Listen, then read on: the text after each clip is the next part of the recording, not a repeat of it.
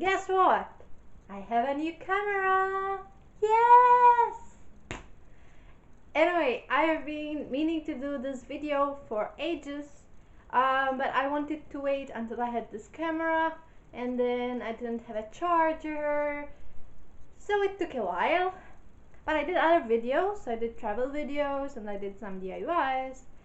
But I still want to keep doing, like, especially queer fiction reviews and discussions. And today I have with me, it's a murder mystery. It's called Oscar Wilde and the Ring of Death. It's by Giles Brandrett. Can we take a moment for this cover? So, this is part of a murder mystery series that features Oscar Wilde as the protagonist, basically. And it's the second book. I have not read the first book, but you can read them. You know, these detective series out there, well, you can read them on their own, and so can you read this on its own as well.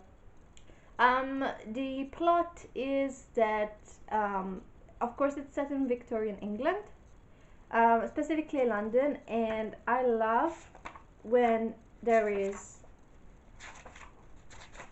a map so you can orienteer yourself. Yeah. And the Wildes, Oscar and Constance, they do a lot of fundraisers, but they also entertain people, because I like this element a lot.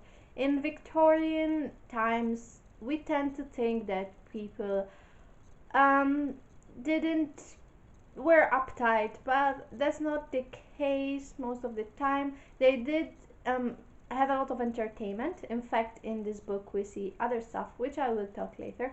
But anyway, Oscar organizes this dinner with his friends, his male friends, every, I think, last Sunday or first Sunday, a Sunday a month basically.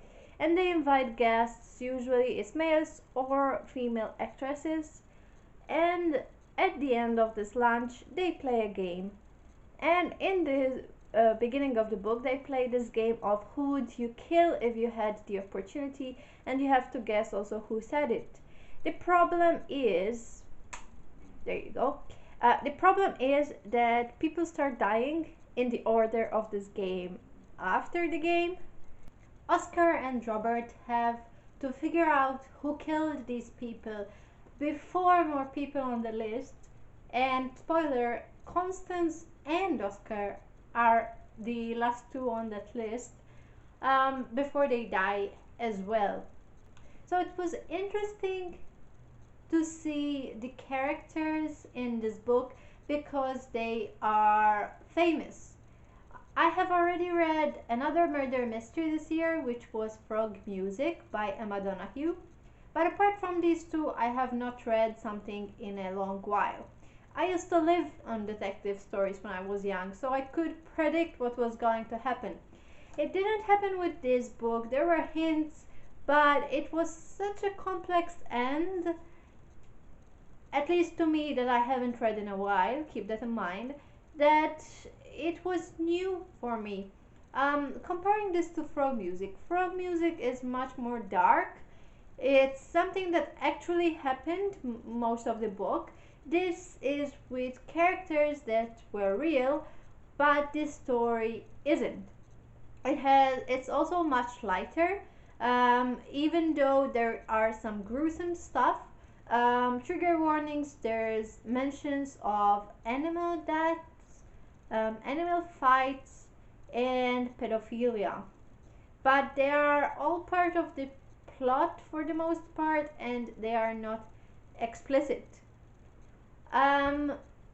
But it's also much more lighter. It's much more fluent. I would say it's like a very light read. It's a very light read despite the content, which is murder, It's also, the language is pretty like fast paced. I have this in hardback, so it's like also very big text, which I think helps. So yeah, the characters. There is Oscar. There's Robert, who is the narrator, and also someone that actually existed. There's, I forgot his name. He's an artist, Wicker or something. There is also Arthur Conan Doyle, which I like his character. He's like the sensible one from the group. There is Constance, and we see her devotion to Oscar. And Oscar himself, you don't actually like so much. But there was a lot of character development in the book, and I've also heard there was a lot of character development from the first book to the second. He is someone that is fickle, selfish, self centered. He does care for Constance, but he still goes out on his own with usually Bosie. Something that I liked in the book was the hints of the relationship between Bosie and Oscar. Um, I found them that they were suited for each other, despite the age difference and the probably using each other thing. They did calm each other a bit. Also, I quite like the fact that Bosie's brother also had another older gentleman that he was with, and I cannot see why their father didn't like the fact that his two boys were gallivanting around with two older men in Victorian times. Um, but I liked that part. It was like fun to see, and as I was reading, I was saying, "Ooh, that is like your father-in-law that you're speaking to." It was so funny for me to have this internal dialogue. As I've said, it's set in Victorian era, and despite what people may think, they did have a lot of entertainment. There was music, there was theater, the circus, boxing, and sports.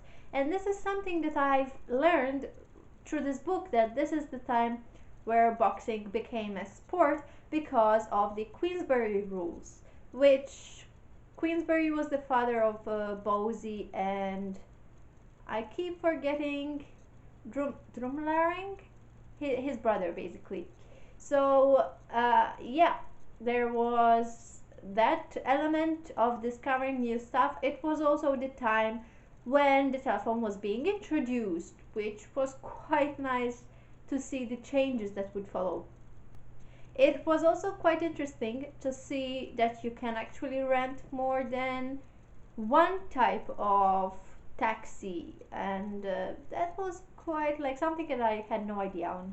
It was also quite interesting to see the activism that Oscar and Constance were doing, especially Constance and her um, activism for practical dress for women, because at the time many women did die because of the way that they were dressed. Usually they caught fire and they couldn't get out, and that's something I had no idea on, and it was like a reality at the time. This is also set in Oscar's golden era. He was quite famous at the time. He was like a hit. He had Miss Windmer's fan in theater, and it was quite popular. He had been married to Constance for over 5 years. That's not an element that plays in the book, and also he has two young boys, which he does, I mean, dote over. Not as much as he should, though. It was also quite interesting to see him being charmed. He liked to be entertained and charmed, and that's something that came out with his dialogue with David McMurtry, which was a boxer and a guest in the Sunday Lunch. And he was obviously flirting quite a bit with him. At least that's what I got from it. There were also some other characters in the book that were just as side pieces. One of them was Bram Stoker, but it's quite interesting seeing all these historical characters in an everyday setting in their life, fictionally, of course. Whereas Frog Music was an actual case that is rewritten. This was like not an actual case, but with characters that we know. It's also, as I've said, quite lighter than Frog Music, and the series keeps on going and keeps on going throughout Oscar's lifetime. And I want to read all of them actually. It's something that I will get in a day or two. I will read it really quickly, and I do want to see more of the characters. Robert, as a narrator, of course, he has to be always with Oscar when um, the book when there is actual first person narration, and we see him being the shadow of Oscar, and I want to see how that plays on, if the character dynamics between them will change. Of course, Robert was asked to do a lot of stuff to try to solve this murder, um, and usually it's for a greater good, but we see that Oscar really is like the leader of the bunch. So yeah, definitely recommend this book. Oh, and through this book I discovered Michael Field, which was the pen name of two lesbians, allegedly, living together at the time, and they were quite eccentric, and they were part of Oscar's friends. And it was quite interesting to see the people that Oscar kept around, like theater people, artists, and basically all these really interesting people. And I want to read also Emma Donoghue. I discovered actually wrote I Am Michael Field, a book about this and them, and I do want to read that. So maybe that's a suggestion for people that read this book and are intrigued like I was. So that's it for now. I hope you enjoyed this review. It's like one that makes you feel good at the end, despite it being a murder mystery. So that's it for now. Bye!